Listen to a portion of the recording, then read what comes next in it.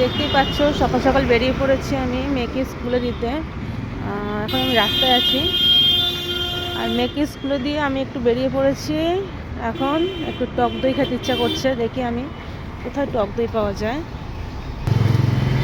এই যে সামনে একটা মিষ্টির দোকান, আমি এখানে আশা করি টক দই পেয়ে যাব।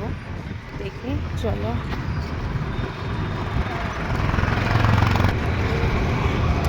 চলো ভেতরে ঢোকা যাক।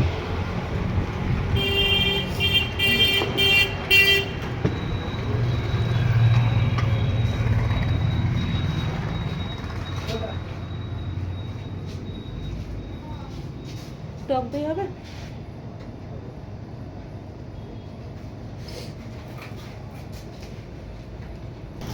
দেখুন গাইস, টক দই আমি পেয়ে গেছি। বেশি নিইনি, আমি 100 মতো টক দই নিয়েছি।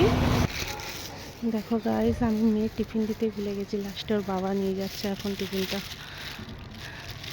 এই যে আমার মেয়ের স্কুল, এই যে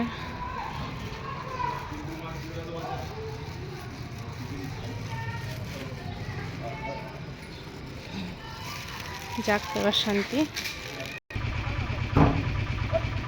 চলো গাইস, তাহলে এবার একটু খেয়ে দেখি টক দইটা সকাল সকাল এত কষ্ট করে কিনে নিয়ে আসলাম।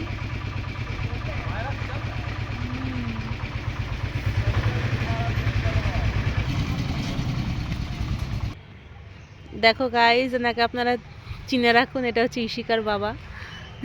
লজ্জা পাচ্ছে। এখন আমরা বসে আছি এই ইশিকাদের স্কুলে, মানে আমার মেয়ের স্কুলের সামনে। পাশে একটা খেলার মাঠ আছে, এখানে সবাই জামা কাপড় কাচ্ছে, স্নান করছে। খুব সুন্দর এই জায়গাটা।